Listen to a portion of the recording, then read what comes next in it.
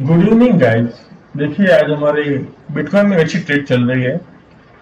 हमने इसको यहाँ पे लॉन्ग किया था एक्चुअल में 1,01,345 और अभी ये अच्छा खासा यहाँ से रिवर्सल देके ऊपर की साइड जा रही है।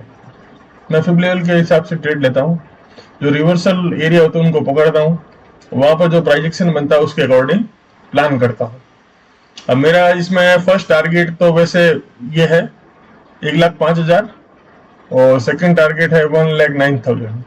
तो देखिए कहाँ तक मिलता है। मुझे तो लग रहा है कि अगर इस बार मार्केट ने अच्छा खासा ब्रेकआउट दे दिया तो ये अपना न्यू हाई बना सकता है। 1,14,000, 1,12,000 इतना जा सकता है, क्योंकि कल इसने बहुत सारी डाउन साइड की मार्केट की लिक्विडिटी ग्रैब की थी और मार्केट इतना बेरिश भी नहीं है। बिटकॉइन एक बुलिश मार्केट में चल रहा है अभी तक।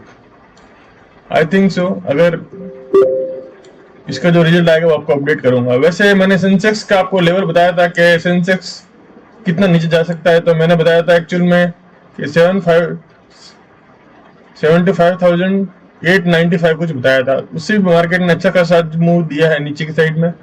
मार्केट पूरा बेरिश हो चुका है देखा जाए तो,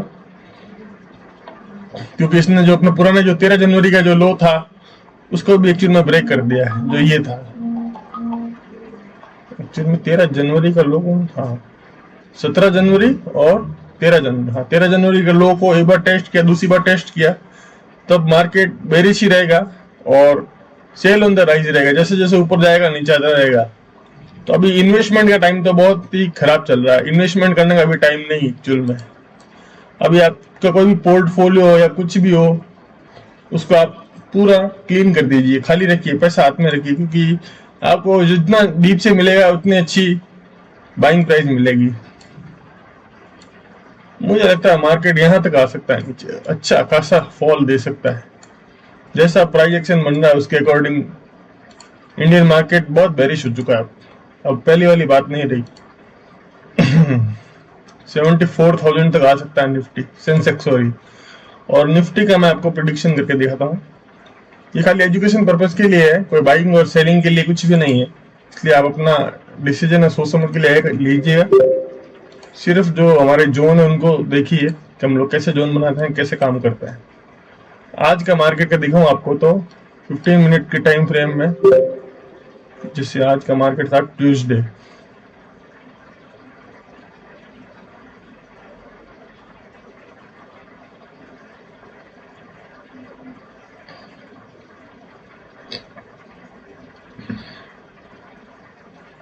आज मार्केट ओपन हुआ, ओपन होते 15 मिनट में एक हैमर बनाई। जब भी ऊपर की साइड में डॉजी या हैमर बने तो उसको आप बहुत ध्यान से देखिएगा। अब मैं आपको दिखाता हूँ डॉजी किस टाइप का बनना चाहिए। जैसे डॉजी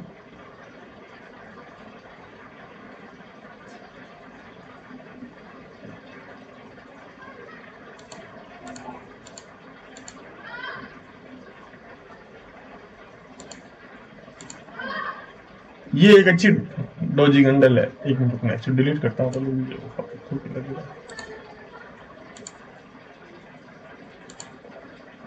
डिलीट ही ऑल कर देता हूँ, ठीक है। तो ये है एक परफेक्ट डॉजी कैंडल। ये टॉप पे बनती हो या ये हैमर टाइप कैंडल बनती हो तो आप इसको आराम से इसके ऊपर का एसएल रख के और बहुत लॉन्ग पुश शॉट कर सकते हैं। देखो इसकी पावर कितनी है। यहाँ से मार्केट को गिराया, नीचे लेके आया, फिर नीचे डॉजी बनी। देखिए नीचे डॉजी बनना भी कितना इंपॉर्टेंट। यहाँ डॉजी बनी, फिर नीचे के हैमर बनाने की कोशिश की, रिवर्स हैमर बना, रिवर्स हैमर बनते ही मार्केट ने सीधा ऊपर की तरफ छलांग लगाई, ऊपर की तरफ छलांग लगाई। फिर अपने बाइंग सेलिंग एरिया पे आया तो sell on the rise market था, नीचे आया, सेल ऑन द राइज के लिए अपने ऊपर गया लेवल पे, यहाँ से वापिस नीचे आया, फिर ऊपर गया, फिर देखिए ऊपर देखिए यहाँ पर फिर से एक डॉजी टाइप बनाया और एक हैमर बनाया। मतलब यहीं से वापिस रिवर्स करके पूरा नीचे काट दिया मार्केट। आज मार्केट पूरा बेरिश हो गया है। अब बुलिश होने के लिए मार्केट को वापिस बहुत मेहनत करनी पड़ेगी। अब मार्केट को अगर बुलिश होना है तो ये राउंडिंग पैटर्न ऐसे बना करके यहाँ से वापस रिकवरी देता है और इस लेवल को अगर वापस ब्रेक करता है 23,400 को, तो ये थोड़ा बुलिश हो सकता है। लेकिन अभी थोड़ा आसार कम ही लग रहे हैं, क्योंकि जो कंपनियों के रिजल्ट वगैरह आ रहे हैं वो अच्छे नहीं आ रहे हैं। एचडीएफसी के और कल रिजल्ट आए थे, जब अच्छे आए थे तो मार्केट ने एक हल्का सा शॉर्ट कवरिंग दी थी उस दिन, कल के दिन। उसके बाद में फिर वापिस जैसे यहाँ पर शॉर्ट कवरिंग आई थी कल 11 बजे गया ऊपर, फिर ऊपर गया, ऊपर सस्टेन नहीं, ऊपर सेलर बैठे थे, यहाँ सेलर बैठे थे और उन्होंने अच्छा खासा सेल किया। आज सेल करना शुरू किया, फिर वापिस दो ऊपर लिया, सेल ऑन राइज लिया, फिर सेल किया, फिर हल्का सा रिटेस्ट। रिटेस्ट कितना परसेंट पे लिया देखना, अभी दिखाता हूँ फिर कैसे काम करता है। ये आया वापिस नीचे आया, फिर दूसरी बार गोल्डन रेशियो आया 6.18, वहां पर दो कैंडल बनी है, देखिए दो कैंडल बनी, उसके बाद में उसका रिजेक्शन सीधा नीचे। अभी तो इसके ये वाले लेवल आने बाकी हैं।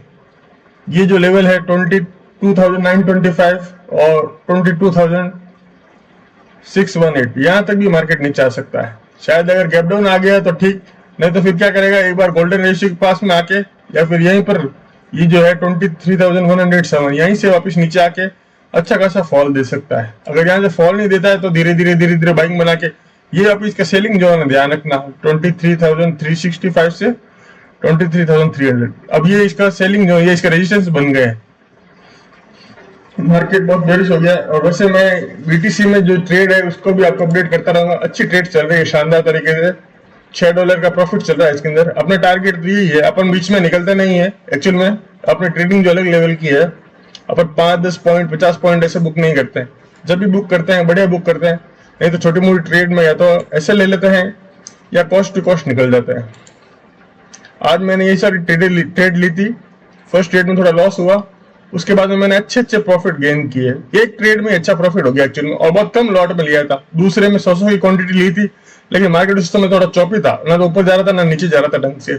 और जा रहा था तो भी मुझे ऐसी कैंडल नहीं मिल रही थी जहां मेरा रिस्क टू रिवॉर्ड फॉलो करे। सीधे ऊपर जाता है, मैं कभी घुसता ही नहीं उस ट्रेड में। मुझे ट्रेड में चाहिए कि मेरे कम से कम स्टॉप लॉस जाए, क्योंकि मैं स्टॉप लॉस के बारे में सबसे पहले सोचता हूँ, क्योंकि ट्रेड में लॉस नहीं होना चाहिए। प्रॉफिट तो दे देगा मार्केट, कोई बात नहीं।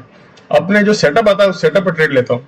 हर सेटअप में ऊपर जाती कैंडल पे कभी नहीं बाई करता मैं, और ऊपर गई हो उसके ऊपर तो कभी बाई नहीं करता, भले वो 400 से 800 चली जाए, 1000 चली जाए, उसको कभी बाई नहीं करूंगा। सेटअप आएगी तो बाई करूंगा, क्योंकि कई बार मैंने पहले कुछ करके देखा है बाई वगैरह करके, वो सक्सेस नहीं रहा है। तो उसमें ज्यादा से ज्यादा ऐसे लेट होता है, कैपिटल लॉस होता है। और जैसे 50 पॉइंट की कैंडल मंगी तो 50 पॉइंट का ऐसे लेना, अगर 100 क्वांटिटी में लोगे तो सीधा 5,000 का लॉस है। और वो मार्केट को पता चल भी जाता है, इसने यहाँ उठाया, वहीं से वो कॉल राइटर या पुट राइटर होते हैं उसको सेल कर देते हैं। तो वो अच्छा डिसीजन नहीं। और जब भी डॉजी बनता है, जब मार्केट में क्या होता है, सेलर बंद हो जाते हैं। मैं इससे एग्जांपल दिखाता हूँ आपको। अच्छा, जैसे ये प्रीमियम, इसी का दिखा देता हूँ।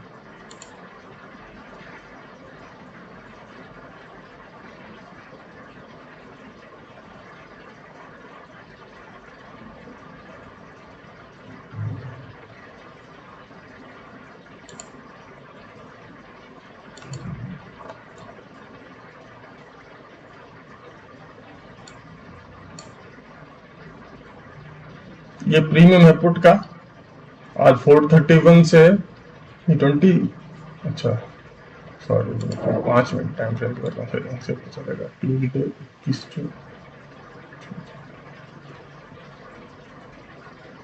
आज ये प्रीमियम था, गैप डाउन हुआ, यहाँ खुला, यहाँ से 200 से इसने पहला मूव दिया यहाँ पर 708 से, फिर नीचे आया, फिर नहीं सॉरी, ये देखिए, ये स्टार्टिंग मूव बना, सीधी हैमर बनी। देखिए हैमर कितनी पावरफुल होती है।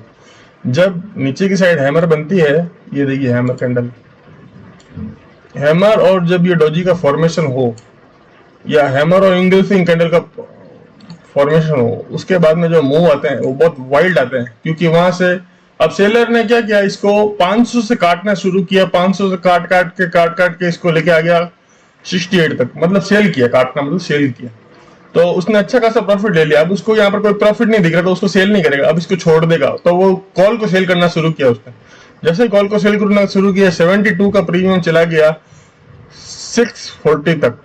उसके बाद में फिर उसको वहां पता चला कि यहाँ अच्छी सेलिंग मिल सकती है। इसने डॉजी देखा, डॉजी को देख के डॉजी का हाई मार करके वो लोग सेल करना शुरू किया। उन्होंने सेल किया, इसको वापस नीचे लेके आए। यहाँ पर फिर वापस डॉजी हैमर बना, यहीं पर मैंने एंट्री ली थी जब मार्केट बिल्कुल कॉल साइड में ऊपर की साइड चला गया, सब ऊपर की साइड बैठ गए थे, मैंने यहाँ से 174 से लेके 618, मैंने 190 से ट्रेड लिया था, सॉरी 190 से लेके और 640 या ऐसा कुछ बुक किया था, जो भी किया था। उसके बाद में फिर मैंने मार्केट में देखना बंद कर दिया क्योंकि मेरा अच्छा खासा प्रॉफिट हो गया था। उसके बाद वापिस देखो यही लेवल पे आया था, इसी लेवल पे आके और इसने अपना 4 टारगेट भी दिया था। हमारा 4 टारगेट यही था कि ये फीब लगा के, चलो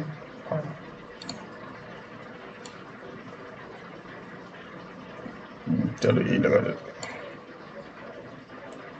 इसने 1.618 का टारगेट दिया, लेकिन अपने कैंडल गो में नहीं दिया जो वहां देना था। जिस समय मैं सोच रहा था कि कॉल के प्रीमियम यहाँ से अगर रेजिस्टेंस टूटा तो नीचे आ जाएंगे, नहीं सपोर्ट टूटा तो नीचे आ जाएंगे, लेकिन नीचे नहीं आए। वहीं पर उन्होंने रिटेस्ट करके वहीं से ऊपर नीचे किया, फिर मुझे ट्रेड मिली नहीं। फिर ना तो मैंने मार्केट को देखा और ना ही कोई ट्रेड लिया। अगर मैं इस ट्रेड को यहीं पर अगर होल्ड करता तो मैं 1000 पे भी बुक कर सकता था, लेकिन इतना रिस्क मैं लेता नहीं हूँ कि 600 का ट्रेड है उसको वापस 200 पे लेकर आऊँ, जैसे मेरी बाइंग थी। इतना क्या पता यहीं से साइड वेज होकर यहीं पर ये डीके मार्केट जीरो कर दे। खूब बार ऐसा मैंने देखा है कि अब मार्केट जब 2-3 मूव दे देता तो फिर वो रुक जाता है, लेकिन जिस हिसाब से इसने क्लोजिंग दी है लग रहा है कि मार्केट बेरिश साइड में एग्रेसिवली जाने की कोशिश कर रहा है। कल अगर गैप अप खुला हल्का सा तो वो सेल ऑन द राइज ही रहेगा, वहां से मार्केट सेल ही होगा। तो आप सोच समझ के कल ट्रेड ले सकते हैं।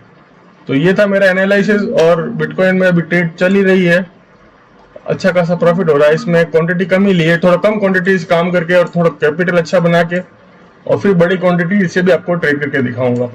मैं इसमें 15 मिनट में काम करता हूँ। 15 मिनट में क्या है कि अच्छे खासे टारगेट मिलता है। जैसे यहाँ से कोई शॉर्ट करता, कल ट्रंप जीता हुआ था, सब लोग कॉल बाई कर रहे थे रात को, कल की 12 बजे कल की बात है।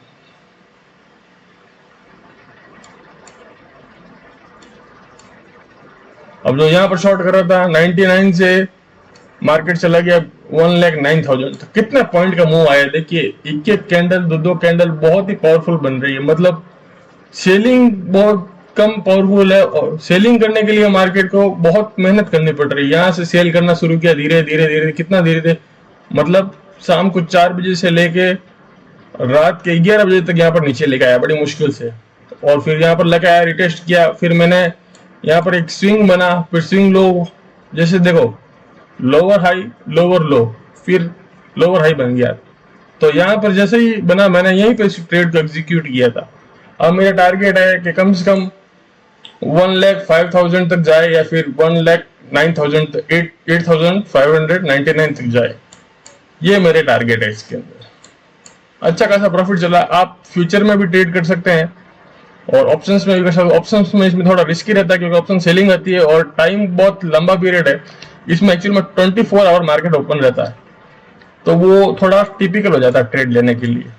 इसलिए मैं यही सोच रहा हूँ कि आप सोच समझ के और इसमें अच्छे से ट्रेड ले। इसमें भी बहुत अच्छे अच्छे मूव आते हैं, जैसे इंडियन मार्केट में आते हैं वैसे ही इसमें आता है। इसमें आप ऑप्शन बाइंग भी कर सकते हैं, ऑप्शन सेलिंग भी कर सकते हैं, और इसमें फ्यूचर भी ले सकते हैं। फ्यूचर में इसमें वैलिडिटी फुल है, जैसे मतलब ऐसा नहीं जैसे इंडियन मार्केट में फ्यूचर एक्सपायर हो जाता है, इसमें फ्यूचर एक्सपायर नहीं होता है। इंडियन मार्केट में मंथली फ्यूचर एक्सपायर होता है, जैसे निफ्टी, बैंक निफ्टी, सेंसेक्स, किसी के भी आप फ्यूचर बाई करेंगे या उसको सेल करेंगे तो उसका 1 मंथ का पीरियड होता है। जिस दिन एक्सपायरी होती है उसी दिन फ्यूचर भी एक्सपायर होते हैं, जैसे मंथली एक्सपायरी होती है उस दिन। तो देखिए गाइस, कैसा लगा आपको एनालाइज और कैसा लगा मेरा ये ट्रेड। लाइक कीजिएगा, कमेंट कीजिएगा और शेयर कीजिएगा और बताइएगा। Thank you very much.